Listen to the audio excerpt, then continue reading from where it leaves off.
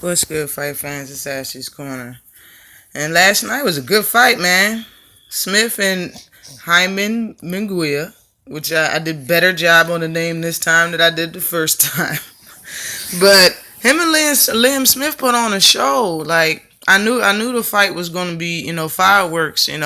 Both of them aren't runners. They can slug. I believe Liam Smith shouldn't have abandoned the jab. It would have been an easier fight for him. He might have still lost, but it would have been easier for him to fight. He took a lot of punishment, which I knew he was going to take. But what the surprising thing was is that Munguia took a bunch of punishment.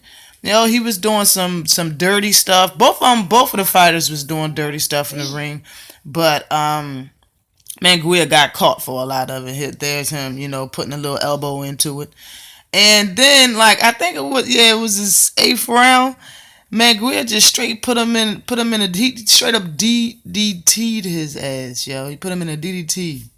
And I called that shit immediately when it happened. And then, the commentator called it. I think it was Roy Jones called it. I was like, yo, I knew that's what the hell that was, yo. He straight up DDT'd Liam Smith in the eighth round, 11 seconds to go, yo. That's what this is, what you watching, yo. I had to capture it.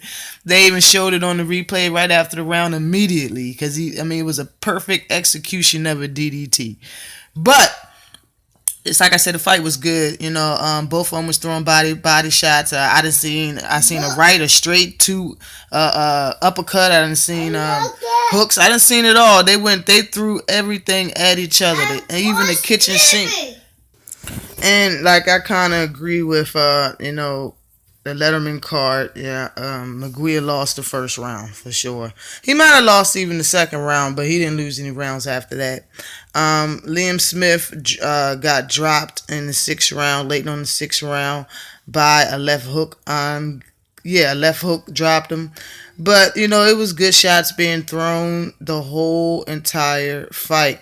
And it seemed like, he probably twisted his ankle when he went down because he was like rolling on his ankles. Liam Smith was rolling on his ankles for rounds after that, like almost the rest of the fight. Like every time it was a break, you see him purposely like leaning over his left and right ankle. I don't know what the hell that was. But this was a good fight. Now the question is Munguia ready for the people he called out? Is he ready for those guys he called out? I know so far he called out Canelo. I don't think he's ready for Canelo. I seen the video on Liam Smith after the fight. He said that Munguia wasn't ready for Canelo, and I agree. His defense is subpar at best. Like, he doesn't care about getting hit.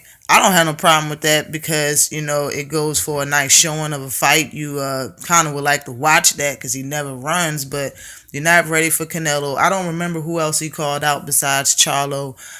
You're not ready for Charlo because, Munguia is not fast. He's not a speed puncher. He doesn't really have that much speed on his punches. He might have some power, but so does Canelo. And so does Charlo. And Charlo has speed as well as that power. Yeah, I see Charlo beating him. It could go 12 rounds just like this fight did, and Munguia won this fight in the unanimous decision.